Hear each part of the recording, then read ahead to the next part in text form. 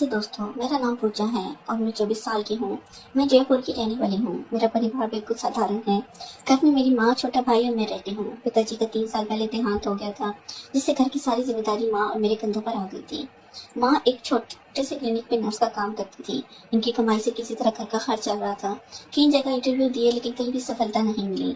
कभी तनख्वाह कम होती तो कभी काम के घंटे ज्यादा। मुझे लगने लगा था कि शायद किस्मत ही मेरा साथ नहीं दे रही है। एक शाम की बात है, मैं शहर के दूसरे छोर में एक इंटरव्यू देकर लौट रही थी। इंटरव्यू में फिर से नाकामयाबी मिली थी। दिल टूटा हुआ था। बस स्टॉप पर खड़ी थी। शाम के 6 बज रहे थे।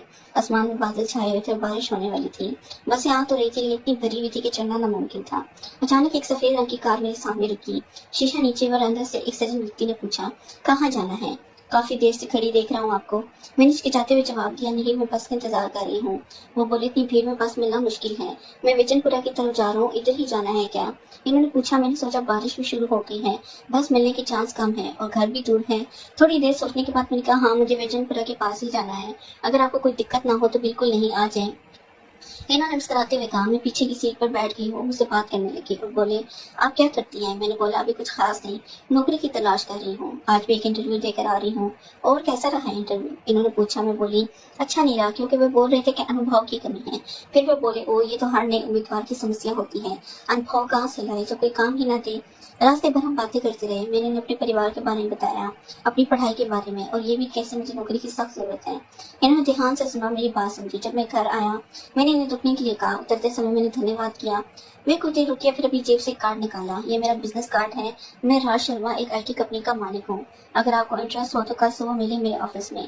हमें एक फ्रंट डेस्क असिस्टेंट की जरूरत है, शायद हम आपकी मदद कर सकें।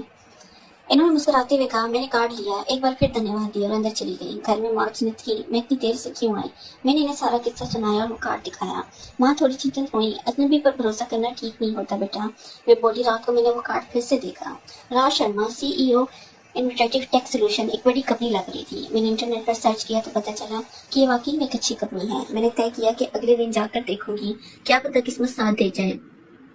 अगली सुबह मैंने अपने सबसे अच्छे कपड़े पहने, थोड़ा मेकअप किया और ऑफिस के लिए निकल पड़ी। कार्ड पर जो पता था वहां पहुंची तो मैं हैरान रह गई।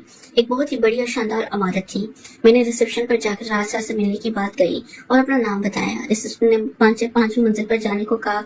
मैं लिफ्ट ऊपर गई और उनके कैबिन के बाहर पहुंची। दिल धड़क रहा था। धीरे से दरवाजे पर दस्तक दी तो अंदर से आवाज आई, कम इन। मैं अंदर गई तो रात से डेस्क पर कुछ फाइल्स देख रहे थे। मुझे देखकर वे मुस्कुराए। अरे पूजा, आ गई आप? बैठे बैठे इन्होंने मुझे इशारा करके कुर्सी पर बैठने को कहा।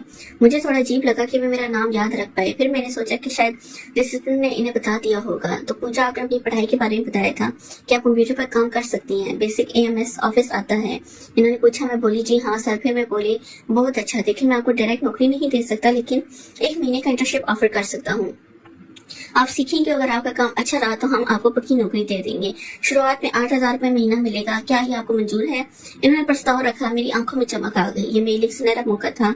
जी सर, मुझे बिल्कुल मंजूर है। मैंने तसल्ली होकर कहा, ठीक है, फिर कल से शुरू कर दीजिए। सुबह 9 बजे आ जाइएगा।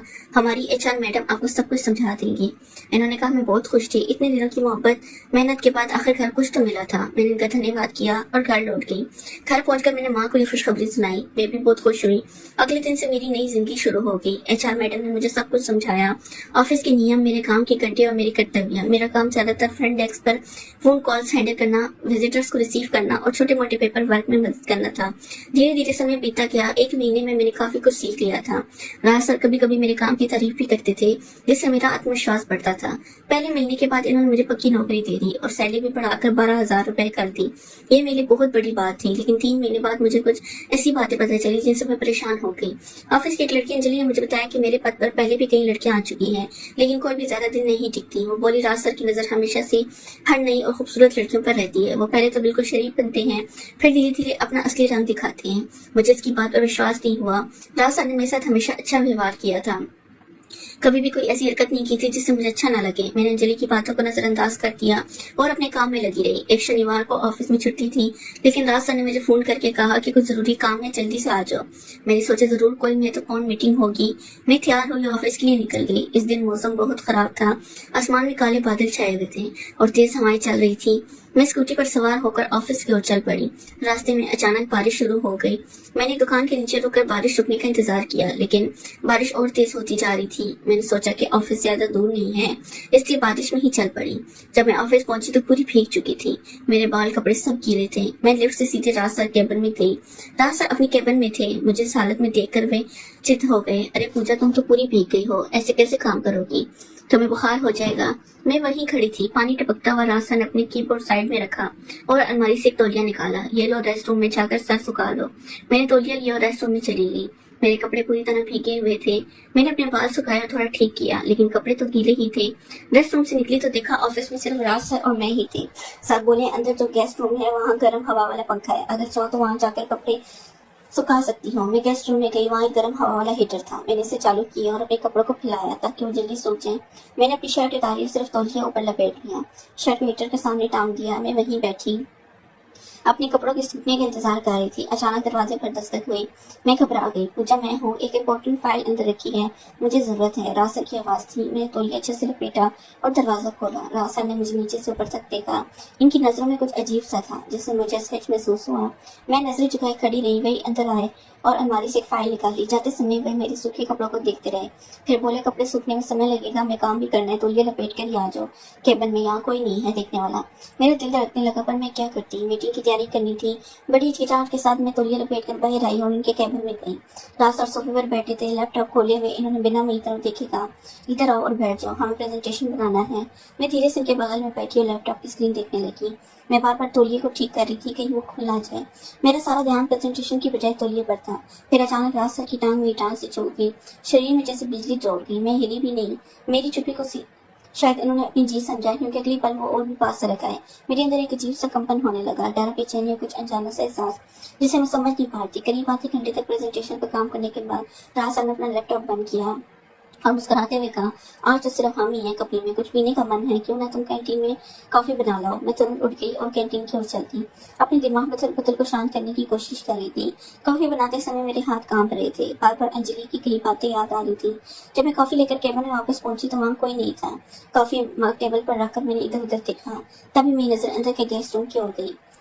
मैं गेस्ट रूम की ओर बढ़ी, जहाँ मैंने अपने कपड़े सूखने के लिए रखे थे। दरवाजा थोड़ा खुला था। जैसे ही मैंने अंदर झांका, मैं हैरान रह गई। राज सर मेरे कपड़ों को हाथ में लिए खड़े थे और वो कुछ अजीब तरह से मेरे कपड़ों को सूंघ रहे थे।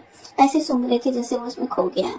मेरे दिल की धड़कन तेज हो गई। मैं जल्दी से वापस सोफे पर बैठ गई और आवाज लगाई, सर कॉफी तैयार है। राज सर तुरंत बाहर आए।